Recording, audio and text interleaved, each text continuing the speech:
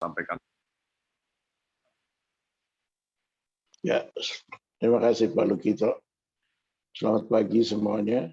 Pagi. Ya, saya senang sekali kita berkumpul lagi di pagi yang indah ini. Dan saya tetap melihat bahwa perkara-perkara yang indah sudah terjadi dan janji Tuhan pasti digenapi di dalam setiap hidup kita. Kalau doa kita sudah dijawab sama Tuhan, tentu di balik doa kita itu ada rencana yang indah, rencana yang besar, yang harus kita lakukan dengan mengucap syukur kepada Tuhan. Saudara, kalau kita belajar, saya sengaja membawa tema damai sejahtera, shalom atau peace, damai sejahtera. Akhir-akhir ini kita semua membutuhkan damai sejahtera. Tidak ada orang yang tidak membutuhkan damai sejahtera. Semua orang membutuhkan damai sejahtera. Karena keadaan bangsa kita, keadaan yang terjadi di tengah-tengah kita tidak menunjukkan ada damai sejahtera. Semua orang kelihatannya ketakutan bagaimana caranya mengatasi kehidupan ini kalau kita dengan ketakutan. Nah, kemarin saya sangat terhibur dengan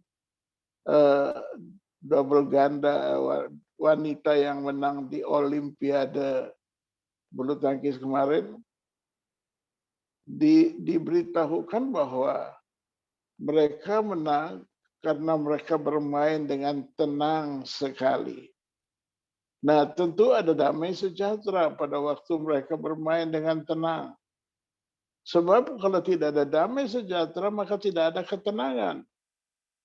Dan kita pun mengatasi hidup kita ini pun kita harus memiliki damai sejahtera itu supaya di mana saja kita berada, shalom atau damai sejahtera itu terjadi. Dan kedua, saya melihat kemarin berita 2-3 hari yang lalu membuat hati saya sukacita sekali. Kenapa hati saya sukacita sekali? Karena tiba-tiba ada satu keluarga menyumbang 2 T untuk COVID-19. Dan itu menjadi santer, menjadi bahan pembicaraan sangat ramai. Berbicara tentang 2 T ini. Dan kemarin saya dikejutkan lagi. Karena itu rupanya belum ada dananya. Dan saya nggak ngerti lagi, saya kemarin sangat terkejut mendengar itu. Sukacita tiba-tiba berubah, oh ya, apa yang Tuhan buat itu semua mendatangkan kebaikan. Nah, mari kita belajar dalam kehidupan kita ini bahwa Tuhan tidak pernah berhenti bekerja.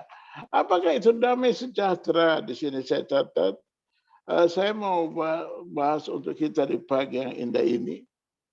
Damai sejahtera atau shalom berarti kondisi tenang, selamat, dan utuh.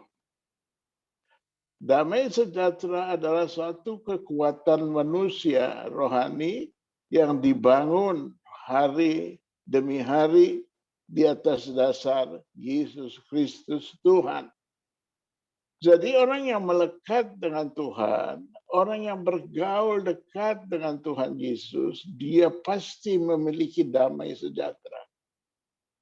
Orang yang dekat dengan Tuhan, dia pasti memiliki damai sejahtera. Jadi setiap hamba-hamba Tuhan, dia pasti memiliki damai sejahtera. Dalam menyelesaikan masalah, dalam menyelesaikan keadaan, dalam menyelesaikan konflik, kalau dia tidak ada damai sejahtera, dia sulit menyelesaikannya. Dan untuk itu damai sejahtera ini sangat penting bagi kita orang percaya. Damai sejahtera adalah suatu kekuatan manusia rohani yang dibangun hari demi hari di atas dasar Yesus. Kalau kita bergaul dengan Yesus, setiap hari kita bergaul dengan Tuhan Yesus. Setiap hari kita punya waktu berlutut di bawah kaki Tuhan. Setiap hari kita duduk bersama-sama dengan Tuhan. Saudaraku yang kekasih, tanpa kita sadari, kuasa damai sejahtera itu menguasai hati dan pikiran kita. Yang saya heran kalau orang hamba Tuhan atau anak-anak Tuhan yang saling membenci satu dengan yang lain. Tidak suka satu dengan yang lain. Kalau kita nggak suka seseorang, pasti damai sejahtera nggak ada. Kenapa? Kalau kita melihat orang tersebut, damai sejahtera kita hilang. Makanya kita belajar untuk saling mengasihi satu dengan yang lain. Damai sejahtera berasal dari bahasa Ibrani yaitu shalom. Berarti sejahtera. Kalau kita sejahtera, di mana saja kita berada, kita pasti bisa menjadi berkat. Kalau kita sejahtera, di mana saja kita berada, kita bisa menjadi berkat. Dan kalau kita bisa menjadi berkat, firman Tuhan berkata, apa saja yang kita kerjakan berhasil. Kondisi tenang, semuanya tenang, kita menyelesaikan segala sesuatu tenang. Dan hati pikiran kita selamat, utuh dan komplit segala sesuatu yang kita kerjakan dalam hidup kita membawa kebaikan bagi kita semua. Nah, dalam Yohanes 14 ayat 37 dikatakan, Yohanes 14 ayat yang ke-27 ayat 27 dikatakan, Tuhan Yesus berkata, damai sejahteraku kutinggalkan bagimu. Damai sejahteraku ku berikan kepadamu. Dan apa yang ku berikan tidak seperti apa yang diberikan oleh dunia kepadamu. Janganlah gelisah dan gentar hatimu. Kita berhenti di sini dulu, kita lihat bersama-sama. Kata Tuhan Yesus di sini, damai sejahtera ku tinggalkan kepadamu. Saudaraku yang kekasih, begitu kita membuka hati, kita berikan hidup kita untuk Tuhan, maka damai sejahtera itu ada bersama-sama kita. Damai sejahtera itu, nah bagaimana kita bisa hidup dengan sungguh-sungguh di dalam damai sejahtera itu? Kalau kita nggak melekat sungguh dengan Tuhan. Lalu dikatakan apa? Damai sejahtera ku berikan kepadamu. Dan apa yang ku berikan tidak dapat tidak seperti yang diberikan oleh dunia kepadamu. Janganlah gelisah dan gentar hatimu. Saya setuju sekali, saya senang sekali ayat ini.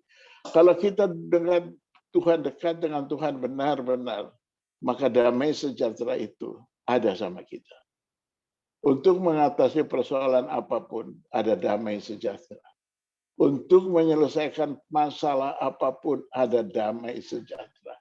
Kita tidak bisa memutuskan apapun kalau kita nggak ada damai sejahtera.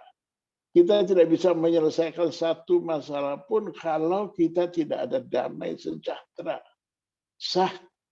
Sangat dibutuhkan damai sejahtera.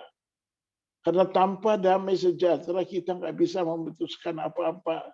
Makanya Tuhan Yesus tegaskan untuk kita, Dia tinggalkan bagi kita damai sejahtera. Artinya kalau kita percaya kepada Tuhan Yesus, damai sejahtera itu ada sama kita. Kita bangun pagi, kita bangun dengan damai sejahtera. Kita mau ikut morning chapel, kita siapkan diri kita dengan damai sejahtera. Habis ikut morning chapel, kita siap-siap apa yang kita mau kerjakan, kita kerjakan segala sesuatu dengan damai sejahtera. Karena kalau kita nggak punya damai sejahtera, maka tidak ada satupun yang dapat kita kerjakan. Nggak bisa kita kerjakan apa-apa. Nah ini yang dikatakan saya bahas ada 3 sumber damai sejahtera di pagi yang indah ini. Sumber pertama ini kita bicarakan sekarang. Yesus Kristus sendiri yang berjanji. Tuhan Yesus yang berjanji. Dan janji Tuhan Yesus ini pasti sudah terjadi di dalam hidup kita. Tinggal bagaimana kita melaksanakan atau kita tidak sungguh-sungguh sama Tuhan. Ya ini yang saya bilang, kalau kita hidup dalam hidup ini, kan kita ada yang senang, ada yang tidak senang. Ada kita baik dengan orang, ada kita kurang baik dengan orang. Kalau saya berpikir seperti itu cara berpikir orang dunia. Karena kalau cara kita anak Tuhan, sama semua orang kita pasti baik. Kita nggak usah lihat negatif masalah apapun. Tapi kita pasti lihat dengan hati yang penuh dengan damai sejahtera. Hati kita dipenuhi oleh damai sejahtera. Kalau hati kita dipenuhi dengan damai sejahtera, maka di mana, kapanpun, dan dimanapun kita berada, kita mudah sekali menjadi berkat. Kita mudah sekali menjadi berkat. Saudara, untuk menyelesaikan masalah yang sulit, kadang-kala kita bingung untuk menyelesaikan. Kalau kita tidak ada damai sejahtera, kita tidak bisa menyelesaikan. Kalau kita tidak ada damai sejahtera, kita tidak bisa menjadi konselor atau membimbing jiwa untuk mereka yang sedang menghadapi masalah. Kita nggak bisa. Kenapa? Karena kita ada perlu damai sejahtera. Kita mau menyelesaikan, menolong orang yang bermasalah, yang sedang ada masalah. Kita perlu ada damai sejahtera. Dan damai sejahtera itulah yang dikatakan kepada kita. Nah, kalau kita dengan sungguh-sungguh melakukannya, maka hidup kita pasti diberkati Tuhan. Saya yakin sekali loh, janji Tuhan ini ya dan amin. Kalau Yesus bilang katakan, tidak seperti yang diberikan oleh dunia kepadamu. Janganlah gelisah dan gentar hatimu. Jangan gelisah dan gentar hatimu. Artinya tetap damai. Shalom itu ada sama kita. Yesus tidak pernah meninggalkan kita. Dalam keadaan apapun Yesus ada sama kita. Damai sejahtera itu ada sama kita. Tinggal kita menahan diri kita mengucap syukur kepada Tuhan. Sebab apa yang Tuhan buat dalam hidup kita itu yang terbaik. Hal kedua, poin kedua. Ya, Shalom berasal dari kebenaran. Yesaya 32 ayat 17. Di mana ada kebenaran, di situ akan tumbuh damai sejahtera. Dan akibat kebenaran ialah ketenangan dan ketenangan untuk selama-lamanya. Coba kita perhatikan baik-baik. Di mana ada kebenaran, di situ akan tumbuh damai sejahtera. Perhatikan. Damai sejahtera tidak akan terjadi tanpa ada kebenaran. Ingat, kalau kita mau melihat segala sesuatu yang kita kerjakan baik, diawali dengan damai sejahtera. Kalau hati kita penuh dengan damai sejahtera, maka apapun yang kita kerjakan semuanya selesai dengan baik. Kita penting merenungkan hal-hal ini, sebab Shalom atau damai sejahtera itu menjadi contoh bagi setiap orang percaya. Saudaraku, orang lain kalau melihat orang Kristen, yang mereka lihat orang Kristen itu membawa damai sejahtera. Dan mereka terkagum dengan kita. Kenapa? Karena di mana kita berada, kita benar membawa damai sejahtera. Jadi mereka agak sungkan kalau mereka hidupnya tidak ada damai.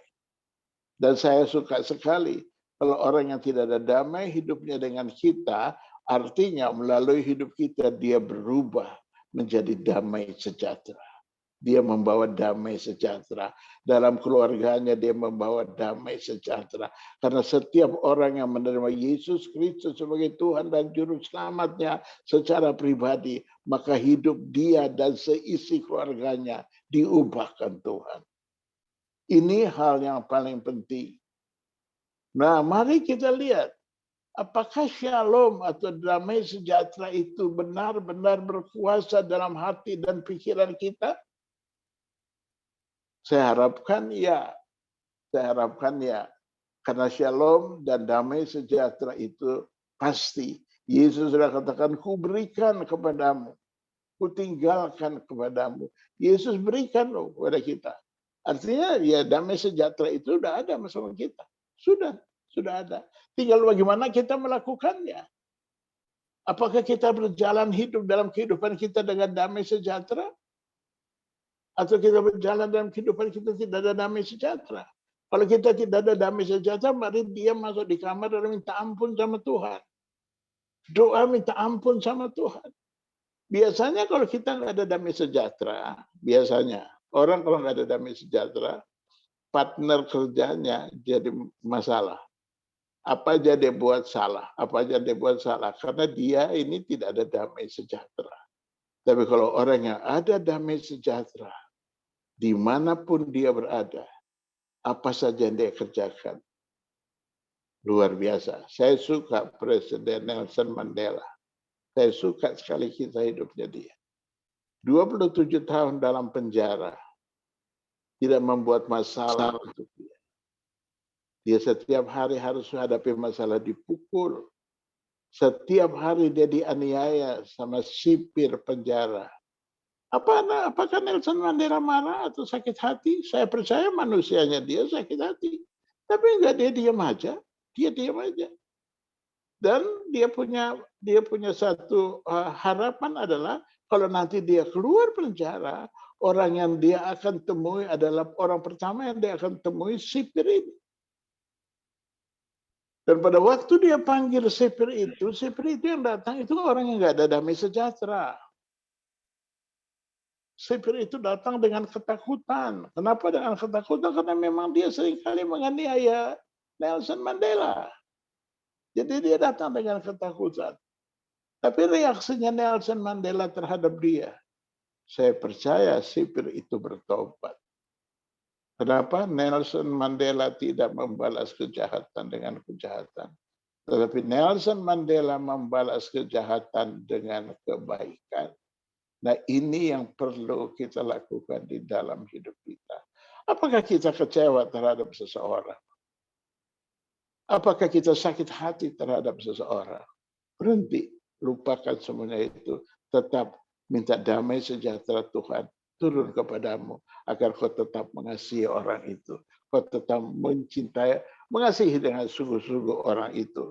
Nah, saya banyak perhatikan kehidupan rumah tangga pun bermasalah. Ya, bermasalah. Sudah berpuluh tahun rumah tangga, tapi setiap hari keadaannya seperti sudah tidak ada lagi sukacita, sudah tidak ada lagi mesra-kemesraan, tidak ada lagi.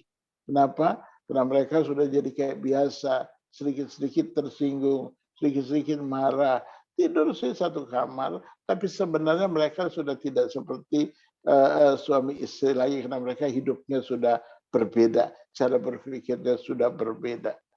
Nah, yang paling penting itu adalah dalam masa tua kita pun harus ada damai sejahtera. Saya merenungkan damai sejahtera itu. Dan saya berdoa untuk Indonesia. Saya minta Indonesia dipenuhi oleh shalom, oleh damai sejahtera Tuhan turun memenuhi Indonesia.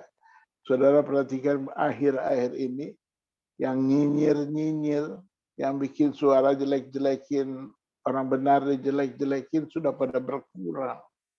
Dan kita tetap bawa dalam doa, biar mereka juga akan mengalami perubahan. Mereka akan mengalami perubahan. Sebab perubahan itulah yang terpaling penting di dalam kehidupan kita. Nah, saudara, akibat kebenaran adalah ketenangan. Tidak ada kebenaran, tidak ada damai sejahtera di hati kita, tidak ada damai ketika kita melakukan dosa. Roh Kudus menuntun kita untuk kita berjalan di dalam kebenaran. Roh Kudus menuntun kita untuk kita hidup di dalam kebenaran. Melekat dengan Tuhan adalah kekuatan yang luar biasa. Dekat dengan Tuhan adalah kekuatan yang tidak ada saingannya. Kalau kita dekat dengan Tuhan, maka hidup kita berbahagia. Saudara dekat dengan Tuhan, maka hidupmu berbahagia. Poin ketiga, shalom berasal dari pengenalan akan Tuhan. 2 Petrus 1 ayat 2 dikatakan, kasih karunia dan damai sejahtera melimpahi kamu oleh pengenalan akan Allah dan akan Yesus Tuhan kita. Saya ulangi, kasih karunia dan damai sejahtera melimpahi kamu oleh pengenalan akan Allah dan akan Yesus, Tuhan kita. Kasih karunia, artinya berkat dan damai sejahtera itu memenuhi kita. Memenuhi kita, menyertai hidup kita, melimpahi hidup kita, dan dimanapun kita berada, di situ damai sejahtera berada. Saya senang sekali mengatakan seperti ini, karena mari kita ciptakan damai sejahtera itu terjadi di dalam hidup kita. Agar di mana kita berada, di tempat kita berada itu terjadi damai sejahtera. Apa sih yang bisa rubah Indonesia? Apa sih yang bisa rubah Indonesia? Saudara dengar kemarin apa kata orang Korea? Negara Indonesia, negara apa? Ya itu. Dunia sudah bicarakan hal itu. Apa yang bisa rubah Indonesia? Yang bisa rubah Indonesia adalah Tuhan Yesus sendiri. Dan Yesus yang ada di dalam kita lah yang harus kita pakai untuk merubah negara kita ini. Karena apa? Indonesia diberkati oleh Tuhan. Indonesia ada di dalam rencana Tuhan. Mari kita lihat poin selanjutnya, poin ketiga. Di sini poin keempat kita lihat selanjutnya. Silakan. Ya, saudara lihat ini burung Raja Wali. Saya suka sekali burung Raja Wali. Burung Raja Wali ini bukan burung yang agak manja-manja, tidak. Burung Raja Wali adalah burung yang cakap, gagah, dan dia berani sekali menghadapi tantangan. Apa tantangan burung Raja Wali? Dia berani terbang di tengah badai. Dia berani terbang di tengah badai.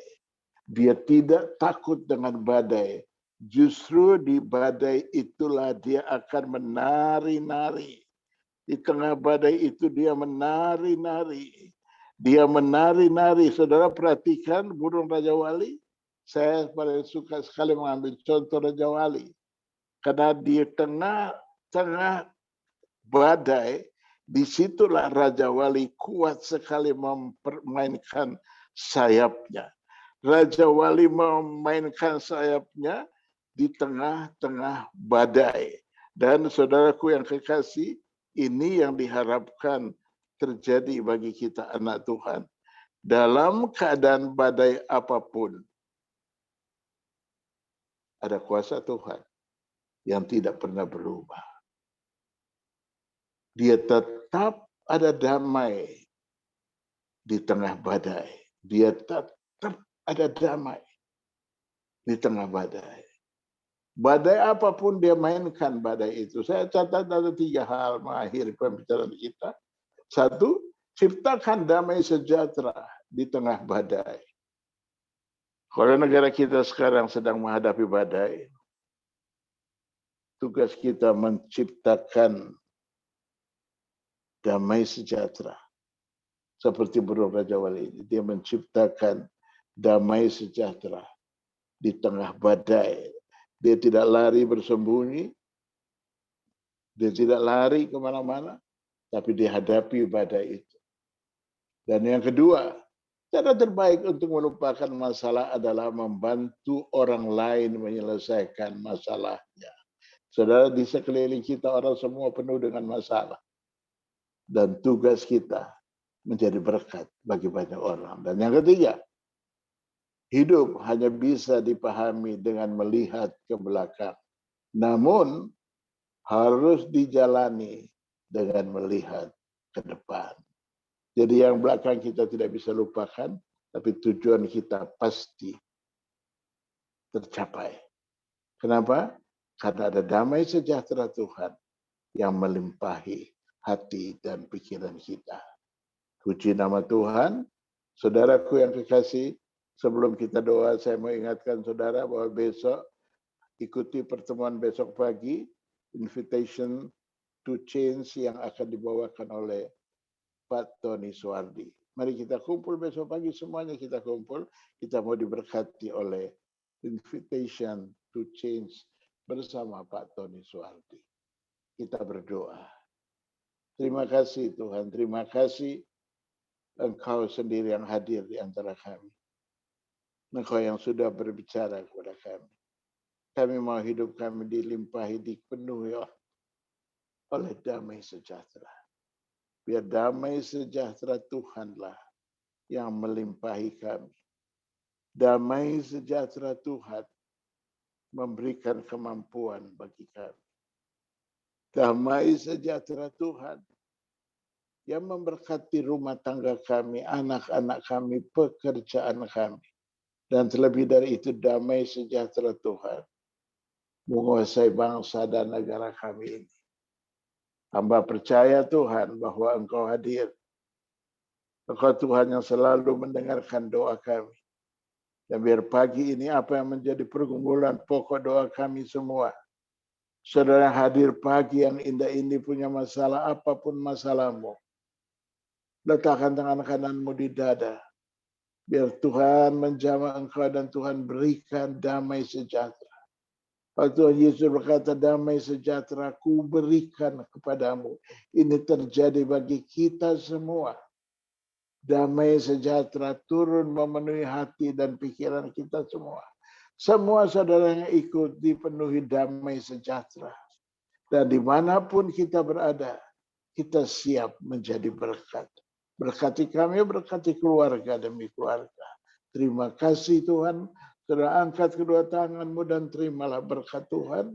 Bahwa kasih setia Tuhan tidak pernah berubah. Janji Tuhan pasti dia genapi. Sungguh Tuhan tidak pernah berhenti mengasihi kita. Dulu, sekarang, sampai selama-lamanya. Kasih setia Tuhan menyertai kita. Di dalam nama Tuhan Yesus. Hamba memberkati kita semua. Amin. Terima kasih Pak